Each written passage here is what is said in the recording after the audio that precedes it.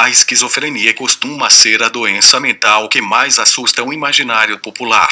Os jornais, as revistas e o cinema costumam contribuir com isto, ao explorarem de forma espalhafatosa e exagerada as alterações existentes em alguns momentos da doença, os surtos. Nesta apresentação esperamos mostrar aos senhores que a esquizofrenia é, em geral, uma doença crônica e com uma evolução bastante variável, mas favorável na maioria dos casos. Veremos que não temos a cura para a esquizofrenia, mas que temos tratamento para controlá-la, assim como fazemos com a diabetes e com a hipertensão, por exemplo. E veremos também que o mais grave que pode acontecer a alguém que tem esquizofrenia, e diversas outras doenças mentais, é não receber tratamento, não receber apoio.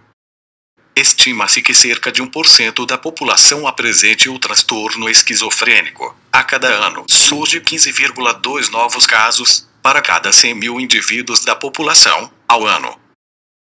Na maioria das vezes, o quadro clínico se inicia entre os 15 e 25 anos, para os homens, e entre os 25 e 35 anos, nas mulheres, justamente quando estamos começando a constituir nossa vida profissional e constituir família.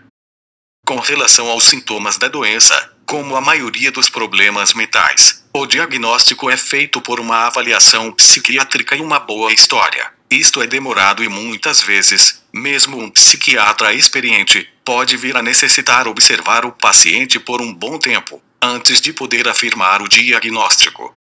Embora nossa ciência tenha evoluído bastante, ainda não temos exames de laboratório ou de imagem que sirvam para fazer o diagnóstico dos transtornos mentais. Os exames complementares costumam ser usados para descartarmos outras doenças clínicas e neurológicas, assim como o uso de drogas, que podem se parecer com a esquizofrenia. O quadro que as pessoas habitualmente relacionam com a esquizofrenia é a vivência da psicose, ou surto. Neste se observa que a pessoa apresenta uma forte distorção da realidade e que seu comportamento fica alterado em decorrência dos delírios e as alucinações que está tendo.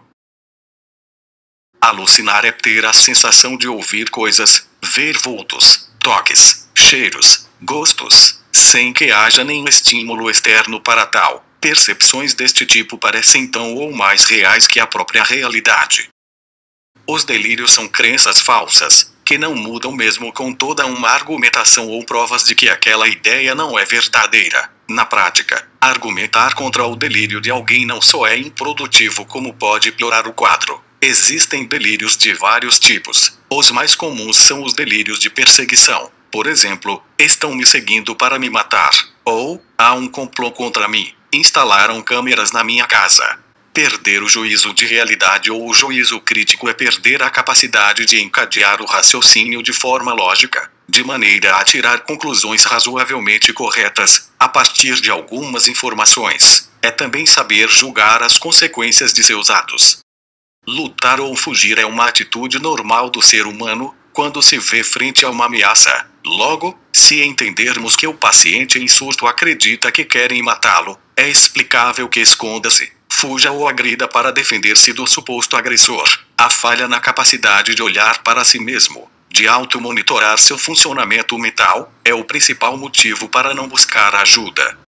Além dos sintomas psicóticos, existem sintomas mais discretos. São falhas no funcionamento de algumas funções mentais. Por exemplo, a falta de entusiasmo pelas coisas de que antes gostava, dificuldade para dar início a um projeto e para dar continuidade às tarefas, dificuldade para manter a atenção, para se expressar e para lidar com conceitos abstratos, dificuldade de expressar adequadamente os seus sentimentos, por serem menos espalhafatosos e por não causar um incômodo imediato a terceiros. Estes sintomas chamam bem menos a atenção das pessoas, mas são os sintomas de mais difícil tratamento e os que mais atrapalham na vida.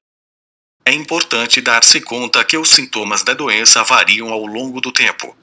Em uma pessoa que se encontre em uma fase aguda da doença, ou seja, em meio a um surto, predominarão os sintomas do tipo psicótico, já na fase mais estável, uma fase de manutenção. Os sintomas de déficit provavelmente são os mais presentes. Ainda não sabemos exatamente as causas da esquizofrenia, mas temos algumas pistas. Sabemos que a doença atinge cerca de 1% da população. Sabemos também que ter um familiar com esquizofrenia aumenta as chances de que venhamos a ter o quadro. Quanto mais próximo o parentesco, maior o risco. Isto nos indica que a esquizofrenia tem um componente genético. Entretanto, se olharmos para a coluna mais à direita, veremos que nos gêmeos idênticos, aqueles que têm o mesmo código genético, a chance para desenvolver a esquizofrenia de apresentar a doença aumenta de 1% para quase 50%. Ou seja, se a esquizofrenia fosse determinada apenas pela genética, uma vez que aparece seu quadro em um dos gêmeos, seria apenas uma questão de tempo para que o outro também ficasse doente, já que o código genético é igual.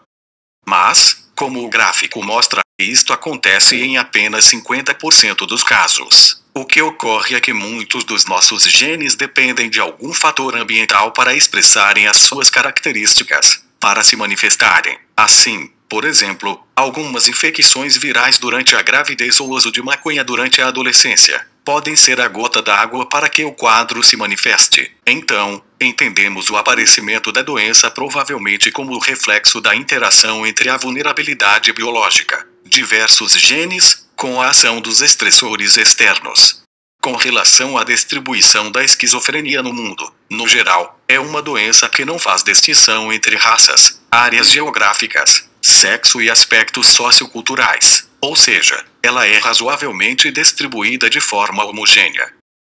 Entretanto, o curso da doença costuma ser pior em cidades grandes, possivelmente pelo estresse dos centros urbanos e pela baixa tolerância, assim como também costuma ter uma evolução mais desfavorável em camadas socioculturais menos favorecidas, devido à maior dificuldade de acesso aos tratamentos.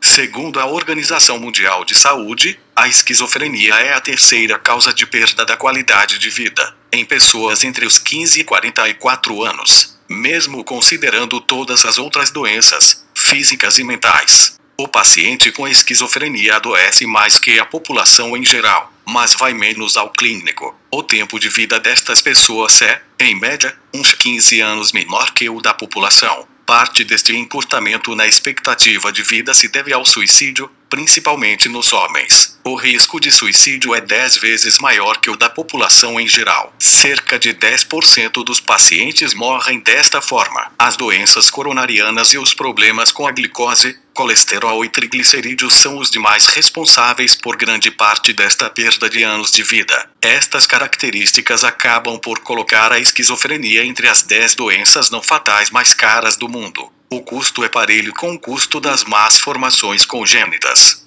Existem alguns mitos com relação à esquizofrenia. Um deles é os esquizofrênicos sejam via de regra violentos. Diversos filmes e reportagens frequentemente exploram as alterações de comportamento que o paciente esquizofrênico apresenta quando está em surto.